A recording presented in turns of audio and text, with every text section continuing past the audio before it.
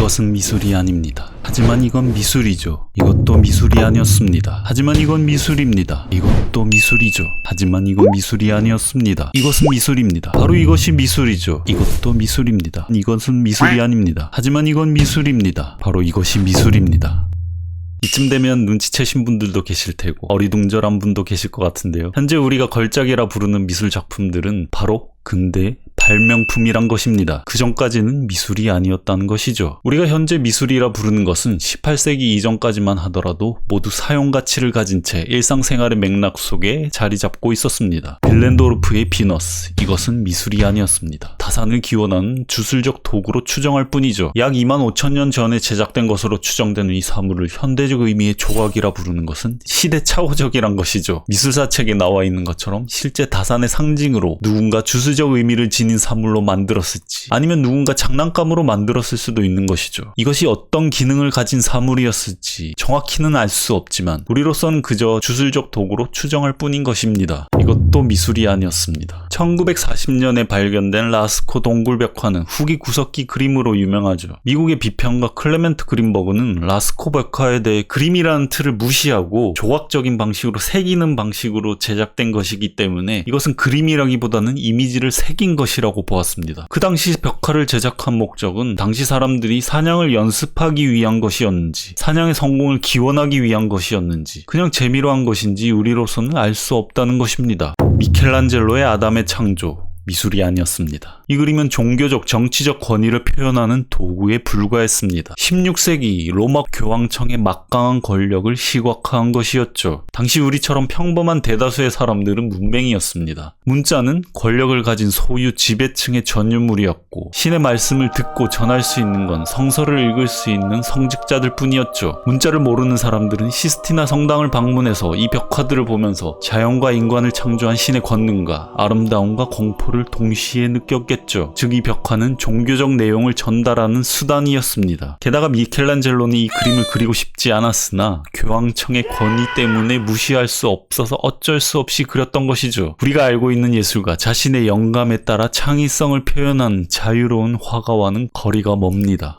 이것도 미술이 아니었습니다. 한국으로 치면 병풍이었죠. 후베르트와 얀반 아이크 형제가 그린 이 제단은 가톨릭 미사라는 종교의식을 위해 제작된 것으로 미사가 진행되는 동안 제단 주변에 펼쳐지는 병풍이라는 제의가치를 지닌 사물에 불과했습니다. 각 패널은 각자 다양한 의미들이 그려져 있었는데 양은 인류의 구원, 보석 같은 이미지는 유일신의 전지전능함이란 종교적인 의미를 전달하고 있었습니다. 이 그림들도 미술이 아니었습니다. 이제는 많은 사람들이 알게 된 것 같은데요. 다빈치는 발명가이자 수학자이며 토목공학과 군사공학적 지식 등 수많은 재능 중 그림을 그리는 재능도 가지고 있었던 것입니다. 그에게 드로잉과 회화는 직접 세계를 관찰하고 기록하여 지식을 얻는 수단에 불과했죠. 우리가 앞서 살펴본 그림이나 사물들을 미술이라 부르는 것은 당시 역사적 상황과 우리 사이의 간극을 무시하고 그것이 놓인 고유의 맥락으로부터 떼어내는 것입니다. 이전 영상을 보신 분이라면 장소 특정적 미술이 떠오를 수도 있겠네요. 우리는 몇백, 몇천 년의 시간차를 뛰어넘어서 당시 사람들의 생각과 눈으로 그 작품들을 똑같이 바라보는 것은 불가능합니다. 그리고 오래된 이 그림들은 너무 따분하고 진지하다고 생각하는 사람들도 있을 것 같은데요. 더군다나 우리는 매일 쇼츠와 릴스, 유튜브, 인스타 등 무수히 많은 이미지에 노출된 환경에 살고 있기 때문에 이 그림들은 별다른 감흥이 없게 다가오는 건 당연할지도 모릅니다. 하지만 낮에는 농과 밭, 밤에는 달과 별밖에 없는 환경 속에서 살아가던 사람들에게 그 시스티나 천장화나 제단화는 무척이나 경이롭고 신비한 경험이었다는 걸 간접적으로 이해할 수는 있을 겁니다. 하지만 제가 아무리 그것들을 미술이 아니라고 주장하더라도 여전히 오늘도 루브르 박물관 모나리자 앞은 관광객들로 문정성시를 이룰 텐데요.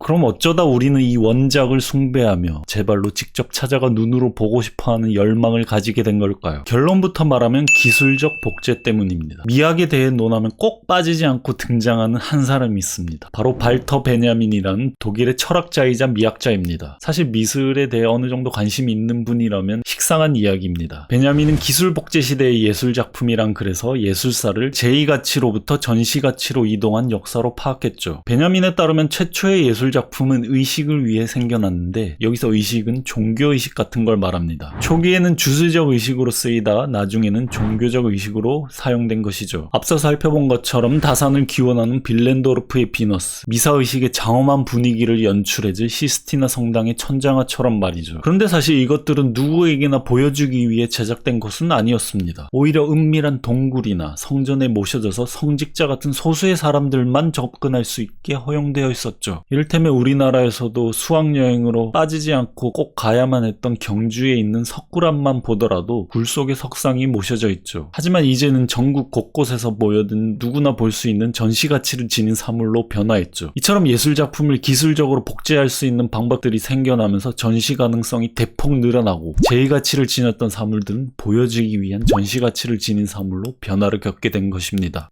그런데 따지고 보면 사실 예술은 언제나 복제되어 왔습니다. 화가 지망생들이 스승의 걸작을 모방하면서 자신의 실력을 늘려나갔고 작가 지망생들도 선배들의 글들을 필사하면서 말이죠. 하지만 예술작품의 기술적 복제는 조금 다른 차원의 문제입니다. 책을 필사하거나 그림을 손수 모방하는 것과는 다르게 기술적 복제는 인쇄술, 사진에 의해 복제되는 것을 말합니다. 베냐민은 1900년대 전후 기술적 복제가 예술작품의 성격을 근본적으로 바꿔놓았다고 말했습니다. 바로 기술적 복제가 예술작품이 가지고 있던 아우라를 붕괴시켰기 때문입니다. 베냐민은 아우라를 공간과 시간으로 짜인 특이한 직물, 아무리 가까이 있어도 멀리 떨어진 것 같이 느껴지는 어떤 것의 이례적인 현상으로 설명합니다. 가까운 것과 먼 곳을 동시에 느끼는 것, 지금 여기 눈앞에 있지만 감히 범접할 수 없는 어떤 분위기를 풍기는 것이죠. 분명히 작품과 관객 사이에는 시공간적 차이가 존재합니다. 아우라는 그 누구도 흉내낼 수 없는 오리지널, 이 세상에 하나밖에 없는 원본, 유일무이한 진품성으로부터 발현되는 것입니다. 매일 수많은 사람들이 루브르 박물관의 모나리자를 찾아가는 이유도 그것 때문이죠. 진짜 모나리자를 내 눈으로 기필코 보고 말겠다는 의지.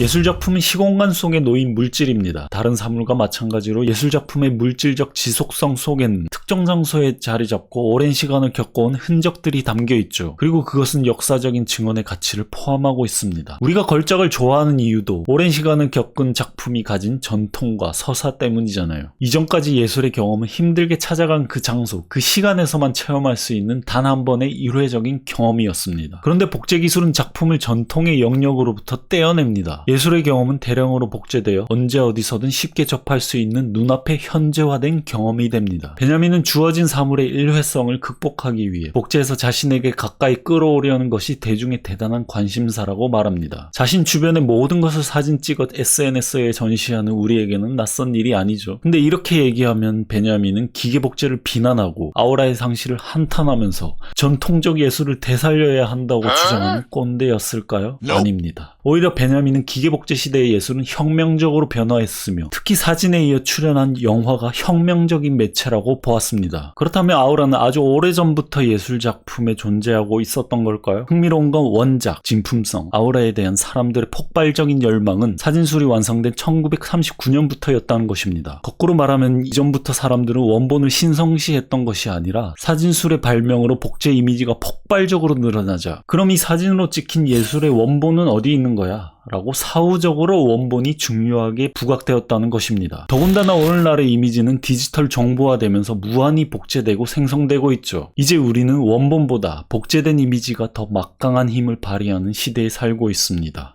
이것과 관련해서 개인적으로 겪은 재밌는 일화가 하나 있는데요. 제가 군대에 있었을 때 이야기입니다. 당시 월드컵 시즌이라 간부 허락하에 다같이 생활관에서 축구 경기를 보고 있었습니다. 제 밑에는 운동에는 1도 관심이 없는 덕후 후임이 한 명 있었는데요. 그런데 그 친구가 플레이스테이션 게임은 좋아했던 것 같아요. 야간 근무를 다녀와서 옷을 갈아입던 후임은 TV를 보고서 지난번에 김중사님이 빌려주셨던 플스 들고 와서 위닝하고 있는 겁니까? 라고 묻는 거 있죠. 저는 야 이거 위닝이 아니라 지금 월드컵 축구 중계하고 있는 거야 라고 답했죠. 그러자 그 친구는 그래픽 좋다. 되게 위닝 같네? 라고 혼잣말을 하는 겁니다. 그때 저는 띵 하고 머리 얻어맞은 것 같았죠. 그 친구는 실제로 축구를 많이 해보지도 않았고 게임밖에 모르는 놈인데 그 친구가 그 게임의 원본인 실제 축구를 보고서 게임이라고 착각하더니 그 후임한테는 실제 축구를 디지털 이미지로 시뮬레이션한 이미지가 현실보다 더 리얼한 이미지였던 것이죠. 이처럼 원본을 복제한 이미지가 원본을 대체하고 원본을 뛰어넘어서 힘을 발휘하는 역전된 관계의 이미지를 시뮬라크럼이라고 합니다. 이건 현실에서도 발생하는 일이죠. 조금 전 살펴봤던 라스코 동굴벽화는 1963년 이후로 동굴 보존을 위해 대중에게 폐쇄되었다고 합니다. 그럼에도 벽화를 보러 찾아오는 관광객들 때문에 프랑스 정부는 근처 채석장에 복제된 벽화를 마련하게 되죠. 그곳까지 힘들게 찾아간 관광객들은 복제된 벽화를 보면 감탄한다고 합니다. 이들에게 야 그거 가짜야 라고 얘기해봤자 소용이 있을까요? 중요한 건 그들은 그것이 복제된 것을 알면서도 감탄한다는 것입니다. 자, 그럼 다시 미술로 돌아와서 앞서 살펴본 미술이 아니었던 것들은 어떻게 미술이 될 수 있었던 걸까요? 그 이유는 바로 미술 제도가 그것을 미술로 규정했기 때문입니다. 우리가 미술이라고 부르는 것은 인류 역사 전체를 펼쳐놓고 살펴본다면 되게 최근에 일어난 현상입니다. 여기서 미술은 어떤 사물들이 미술관에 전시되고 보존되고 경매로 붙여지고 책으로 출판되고 대중매체 속에서 복제되는 것을 말합니다. 만약에 어떤 사람이 남몰래 평생 그림을 그려왔다고 생각해 봅시다. 그건 미술일까요? 아닙니다. 우리는 그런 걸 취미생활이라고 부르기로 합의했죠. 마찬가지로 어떤 사람이 취미로 베이킹을 시작했다고 생각해 봅시다. 그는 자신이 먹거나 주변 사람들과 나누기 위해서 빵을 만드는, 즉 사용가치를 위해서 빵을 만든 것이죠. 우리는 그 빵을 상품이라고 부르나요? 아니요. 그냥 빵일 뿐입니다. 만약 그 빵이 상품이 되고 싶다면 시장에 나와서 다른 상품들과의 교환 가치를 비교하고 경쟁한 후 비로소 일정 금액의 화폐와 교환을 성공했을 때 상품으로 인정해 줄 수 있습니다. 빵이 시장으로 도약해서 판매되어야 상품이 되듯이 그림은 미술 제도 속으로 뛰어들어 그들로부터 인정받을 때 비로소 미술이 되는 것이죠. 그래서 이것은 미술인 것입니다.